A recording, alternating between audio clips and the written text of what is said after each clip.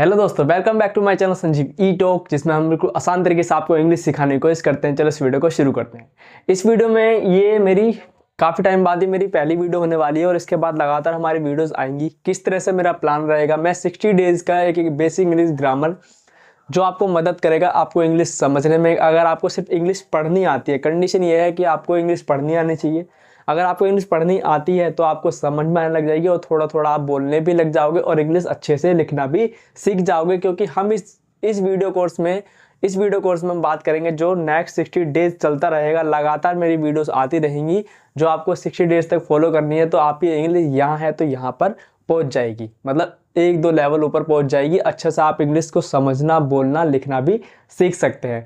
तो उससे पहले मैं ज़्यादा डिटेल में जाऊंगा। सबसे पहले मैं आपको कुछ सिखाता हूं, उसके बाद मैं बताऊंगा कि मैं इस नेक्स्ट 60 वीडियोस में मैं क्या करने वाला हूं।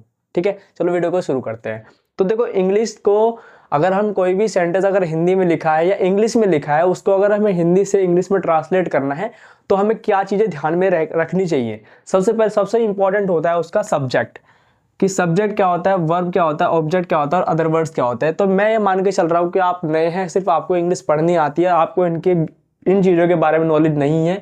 और आपको ये सेंटेंस दिख रहा होगा जो मैंने यहाँ पे इंग्लिश में लिख रखा है, लेकिन मैंने ऊपर एक हिंदी में सेंटेंस है। मैं इसको इसी तरीके से आपको इतना बड़ा सेंटेंस आपको पूरा इंग्लिश में इसको करके दिखाऊंगा, फिर आप समझ जाओगे कि मैं किस तरह से अप्रोच करने वाला हूँ। ठीक है, इसमें हम सब चीज़ के बात करेंगे। पार्ट्स ऑफ स्पीच सिखाएंगे, टेंसेस सिखाएंगे, पैसिव वॉइस सिखाएंगे, एक्टिव वॉइस सिखाएंगे, नरेशन भी सिखाएंगे।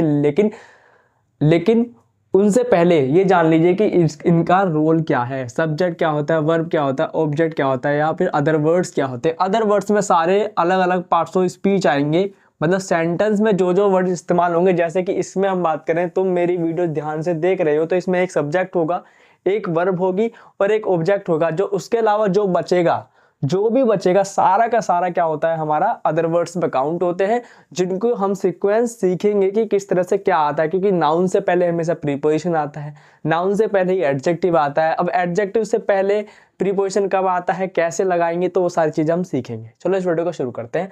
अब बात कर लेते हैं यहाँ पे सब्जेक्ट आखिर होता क्या है। सबसे पहले हम सब्जेक्ट की यहाँ पे बात करेंगे। सब्जेक्ट का मतलब होता है कि जो काम को करता है। मैंने क्या बोला, जो काम करता है। सब्जेक्ट क्या होता है, जो काम करता है। किसी भी सेंटेंस में अगर कोई सेंटेंस लिखा है, वो शब्द जो कोई काम कर रहा हो, जैसे कि मैं तुम्हें पढ़ा रहा हूं, तो यहाँ काम कौन कर रहा है, पढ़ाने का मैं। जैसे तुम मुझे देख रहे हो, देखने का काम कौन कर रहा है, तुम। जैसे रिया वहां डांस कर रही है, डांस करने का काम कौन कर रहा है, रिया। तुम वहां जा रहे हो, जाने का काम कौन कर रहा है, तुम। ठीक है, समझ में आ गया। तो ये शब्द जो कोई काम कर रहा है, मतलब जो काम करता है, जो काम करता है वो सब्जेक्ट होता है, या जिसके बारे में बात होती है। इसकी दो डेफिनेशन होती है, जिसके बारे में बात होती है। ठीक है, तो ये दो इसकी डेफिनेशन होती है। जो काम करता है किसी सेंटेंस में वो सब्जेक्ट होता है, या जिसके बारे में बात होती है। जैसे कि मैं बोलूं दिस इज अ मार्कर, तो यहाँ पे जो मार्कर है ये हमारा सब्जेक्ट है। ठीक है, this is a marker is a subject. तो ये ध्यान रखना कि जिसके बारे में बात होती है वो सब्जेक्ट होता है, या जो काम करता है वो सब्जेक्ट होता है। अब आखिरकार ये वर्ब क्या होती है, वर्ब जो काम हो रहा है, जैसे कि नहाना, खाना पीना, हंसना, गाना, चिल्लाना। तो ये सारे के सारे शब्द क्या होते हैं, एक्शन वर्ड्स होते हैं। तो इनको हम क्या बोलते हैं, इंग्लिश लैंग्वेज में वर्ब्स बोलते हैं। जैसे कि यहाँ पे मैं आई टीच यू, मैं इसकी ट्रांसलेशन की बात करें तो मैं इंग्लिश पढ़ाता हूँ। तो यहाँ पे टीच शब्द है, मतलब पढ़ाना क्या है, हमारा वर्ब्स आती हैं। तो इसको हम और डिटेल में डिस्कस करेंगे जब हम पार्ट्स ऑफ स्पीच एक वर्ब के ऊपर ही पूरा एक लेक्चर लेके आएंगे, जो आपका 20 to 30 मिनट्स का रहेगा, जो आपको पूरी वर्ब्स की सारी नॉलेज दे देगा और सारी चीजें आपको सीक्वेंस में आ जाएंगी। फिलहाल हम इसके बारे में बात करते हैं। अब यहाँ पे ऑब्जेक्ट क्या होता है। अब ऑब्जेक्ट जो होता है, ऑब्जेक्ट जिसके ऊपर वो जो वर्ब है उसका प्रभाव पड़ा है। जैसे कि मतलब इस वर्ब का प्रभाव इसके ऊपर पड़ा है। जैसे कि आई टीच इंग्लिश, मैं इंग्लिश पढ़ाता हूं। जैसे कि यहाँ पे पढ़ाने का काम हो रहा है, इंग्लिश। तो याद रखना, ऑब्जेक्ट कब आएगा, जब हम सेंटेंस में पूछते हैं क्या, जब हम सेंटेंस में पूछेंगे क्या। ठीक है, जैसे कि मैं क्या पढ़ाता हूं, इंग्लिश। ठीक है, व्हाट का या विच का, विच। ठीक है, तो मैं यहाँ पे वर्ड का भी रिप्लाई आ सकता है हु, कौन, हु। अब यहाँ पे मैं ये भी लिख सकता था, मैं ये भी लिख सकता था जैसे मैं तुम्हें पढ़ाता हूँ, आई टीच यू। किसे पढ़ाता हूँ? तुम्हें। क्या, किसे, कौन। तो इनका जो आंसर आएगा वो हमारा ऑब्जेक्ट होता है। और जो अदर वर्ड्स होंगे वो सेंटेंस में जितने भी अलग, जो इनके अलावा, इन तीन के अलावा जो भी वर्ड्स होंगे सेंटेंस में, वो सारे अदर वर्ड्स कहलाएंगे। जैसे कि अगर मैं इसकी बात करूं, जैसे इसका मतलब क्या होता है, I teach you, sorry I teach English, मैं इंग्लिश पढ़ाता हूं। अब हम इसको ट्रांसलेट कर लेते हैं इसी तरीके से, फिर हम आगे बात करते हैं कि मैं इस वीडियो 60 डेज के वीडियो लेक्चर में मैं आपको क्या पढ़ाने वाला हूं। तो चलो इस सेंटेंस को आप ट्रांसलेट करने की कोशिश करते हैं। देखो जैसे कि मैंने आपको बताया कि किसी भी सेंटेंस में सब्जेक्ट होगी, वर्ब होगा, ऑब्जेक्ट होगा और अदर वर्ड्स होंगे। ठीक है, अब बात कर लेते हैं कि अब कैसे हम ढूंढे, क्योंकि देखो जब भी हम हिंदी से इंग्लिश में ट्रांसलेट करेंगे, जो बच्चा लिखना सीखना चाहता है, जो बच्चे लिखना सीखना चाहते हैं हिंदी से इंग्लिश में, या कोई अगर उनका पेपर है, अगर वो इंग्लिश में आंसर लिखना चाहते हैं तो किस तरह से लिखेंगे, याद रखना। सबसे पहले सेंटेंस में सब्जेक्ट ढूंढो, सबसे पहले आप वर्ब को ढूंढो। सबसे पहले वर्ब को ढूंढोगे तो उससे ये पता चलेगा कि ये वर्ब कौन कर रहा है, मतलब ये वाला काम कौन कर रहा है, तो ये फिर आएगा उसका आंसर सब्जेक्ट। अब किसके ऊपर काम कर रहा है, तो ये आएगा ऑब्जेक्ट। सबसे पहले अब मेरे को बताओ, जैसे कि सेंटेंस है, तुम मेरी वीडियो ध्यान से देख रहे हो। अब देखो यहाँ सेंटेंस खत्म हो गया यहाँ पे। ठीक है, सेंटेंस खत्म हो गया, तुम मेरी वीडियो ध्यान से देख रहे हो। अब मुझे एक बात बताओ, यहाँ पे काम क्या हो रहा है? अब आप बोलोगे भैया देखने का काम हो रहा है। क्या काम हो रहा है? देखने का।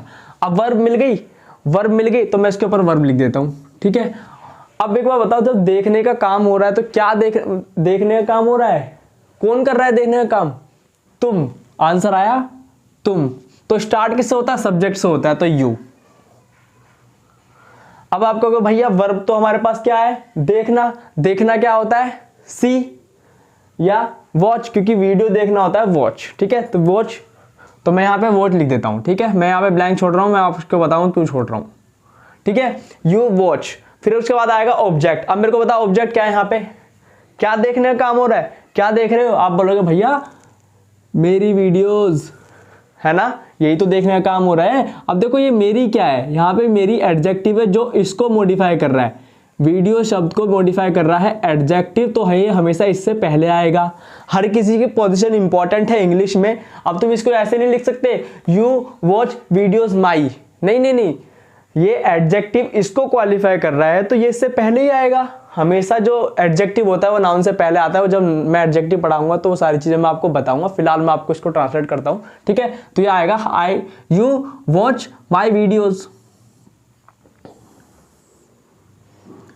ठीक है, यू वॉच माई वीडियोज, ध्यान से। अब ये शब्द है ध्यान से। अदर वर्ड्स मैंने बताया था, अदर वर्ड्स जो होंगे। अब ध्यान से किस तरह से? अब देखो ये जो वॉच है ध्यान से, माई वीडियोज कैसे? Carefully, carefully. तो मेरे हिसाब से तुम्हें समझ में आ गया। अब देखो यहाँ पे इंपॉर्टेंट बात है कि अब क्या होगे भैया, एक बात बताओ, ये भी तो था, ये भी तो लिखाया रहे हो, इसका तो कहीं तुमने इस्तेमाल ही नहीं करा। हाँ भाई करेंगे। इसका मतलब ये है कि जब मैंने ये सेंटेंस लिखा, जब ये सेंटेंस मैंने पढ़ा, तो ये हमारा बोला गया है प्रेजेंट कॉन्टिन्यूअस में। याद रखना जो टेंस होता है वो समय बताने का काम करता है कि कौन सा टेंस, कौन सा सेंटेंस किस टेंस में बोला गया है। तो ये सेंटेंस बोला गया है प्रेजेंट कॉन्टिन्यूअस टेंस में, इसलिए आपको टेंस की भी नॉलेज होनी चाहिए। अब टेंस की नॉलेज आपको कहाँ से मिलेगी? टेंशन मत लो, इस चैनल पे इन 60 वीडियो में सब कुछ हम कवर कर देंगे, टेंशन मत लो। ठीक है, तो रहे हो, तो ये सेंटेंस है हमारा प्रेजेंट कॉन्टिन्यूअस। प्रेजेंट कॉन्टिन्यूअस की पहचान क्या होती है? हेल्पिंग वर्ब्स क्या होती है? यहाँ पे हेल्पिंग वर्ब आएंगी। क्या आएंगी यहाँ पे? क्योंकि जो वर्ब होते हैं, वर्ब के दो पार्ट होते हैं, एक होता है हेल्पिंग वर्ब, एक होता है मेन वर्ब। तो मेन वर्ब तो तुमने लिख दी, मेन वर्ब लिख दी, लेकिन तुमने हेल्पिंग वर्ब तो लगाई नहीं। अब हेल्पिंग वर्ब क्या होती है? यू के साथ क्या आती है? प्रेजेंट कॉन्टिन्यूअस में आर आती है। और जब भी यहाँ पे आर आएगा तो यहाँ पे सिर्फ हम वॉच नहीं लिख सकते, इसके बाद हम क्या करते हैं, उसकी पहचान क्या होती है मैं आपको बता देता हूँ। उसकी पहचान होती है is, am, are plus verb की फॉर्म प्लस ING। ये हमारा प्रेजेंट कॉन्टिन्यूअस का स्ट्रक्चर होता है। सारे स्ट्रक्चर आपको मिल जाएंगे, टेंशन मत लेना आने वाली वीडियोस में।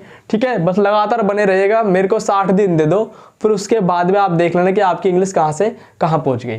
ठीक है, तो यहाँ पे बात कर लेते, तो यहाँ पे आ जाएगा ING। You are watching my videos carefully. ठीक है, तुम मेरी वीडियो ध्यान से देख रहे हो। और अब आगे एंड, तो मैंने यहाँ लगा दिया एंड। अभी नया सेंटेंस शुरू हो गया, एंड इंग्लिश सीखने की कोशिश कर रहे हो। अब इंग्लिश सीखने की कोशिश कौन कर रहा है भाई? तुम ही तो कर रहे हो। सेंटेंस या तो तुम यहां से लिख सकते हो एंड यू आर ट्राइंग, पर याद रखना क्योंकि सब्जेक्ट पहले आ गया, ये कंजक्शन है, तो ये स्ट्रक्चर होता है कि यहाँ पे दोबारा सब्जेक्ट लाने की जरूरत नहीं है क्योंकि सब्जेक्ट हमारा यही है। वर्ब भी, क्योंकि सेंटेंस भी हमारा इसी से कवर हो रहा है। जो हमारा जो नेक्स्ट सेंटेंस है वो भी हमारा सेम टेंस में है, तो इसकी हमें हेल्पिंग और लगाने की भी जरूरत नहीं है, तो सीधा हम यहाँ से वर्ब से ही शुरू कर सकते हैं। ये सारी चीजें मैं सब सिखाऊंगा, टेंशन मत लीजिएगा। तो यहाँ पे आ जाएगा एंड ट्राइंग, ट्राइंग क्या? और इंग्लिश सीखने की कोशिश, कोशिश वर्ब क्या है? कोशिश करना, कोशिश करना।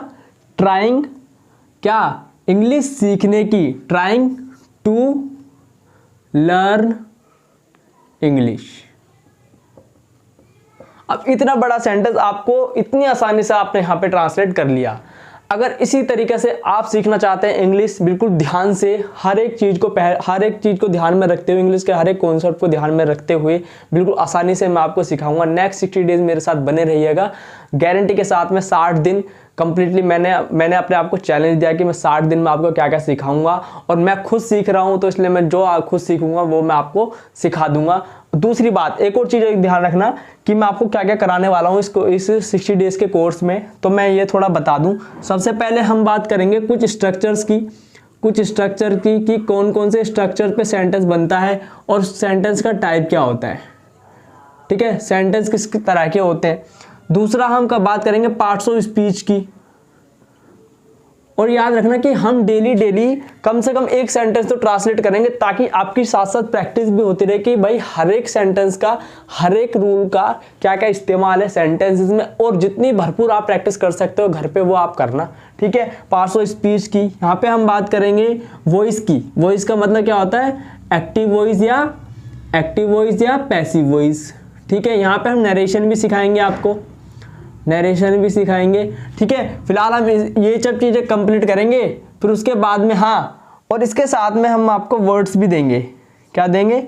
वर्ड्स टू लर्न, मतलब हम शब्द देंगे आपको याद करने के लिए, ताकि एटलीस्ट जब मैं आपको सेंटेंसेस कराऊंगा या मैं सेंटेंसेस दूंगा आपको ट्रांसलेट करने के लिए, आपको प्रैक्टिस करने के लिए, तो आपका वर्ड्स होने जरूरी हैं। तो मैं आपको वर्ड्स भी प्रोवाइड कराऊंगा ताकि आप हर एक शब्द का आपको मतलब पता हो और उन शब्द का इस्तेमाल करके आप सेंटेंस भी बना पाओ। और सेंटेंस मैं किस तरह से आपको दूंगा, तो आप देखो स्क्रीन पर देख रहे होंगे कि मैं इस तरह से आपको सेंटेंसेस दूंगा, डेली 10 to 20 सेंटेंस दूंगा प्रैक्टिस करने के लिए। आप इनको ट्रांसलेट कर सकते हो। हर एक लेक्चर के बाद आपको मेरे टेलीग्राम चैनल पर नीचे डिस्क्रिप्शन में लिंक है, इस पे तुम्हें जाना है, आप इसको ऐड ज्वाइन कर लो। तो हर एक लेक्चर के बाद आप उस चैप्टर से रिलेटेड आपको कुछ कंटेंट वहां पे मिलता रहेगा, ताकि आप अच्छे से प्रैक्टिस भी कर सको। और कमेंट में आके आप डाउट पूछ सकते हो, जो भी आपको सेंटेंस का ट्रांसलेशन सीखनी हो या फिर कोई टॉपिक आपको परेशान कर रहा हो, अगर वो सिखाना हो तो मैं सब आपको बताऊंगा। मिलते हैं नेक्स्ट वीडियो में, तब तक के लिए धन्यवाद। अगर और कोई सीखना चाहता है, अगर आपके दोस्त हैं जो आपके भाई बहन या आपके दोस्त हो जो इंग्लिश सीखना चाहते हैं, तो संजीव ई टॉक आ चुके हैं वापस आपके साथ। तो चलो चलते हैं शुरू। उम्मीद है आप सब अच्छे होंगे और अपने परिवार का ख्याल रखोगे। थैंक यू सो मच, ख्याल रखिए अपना।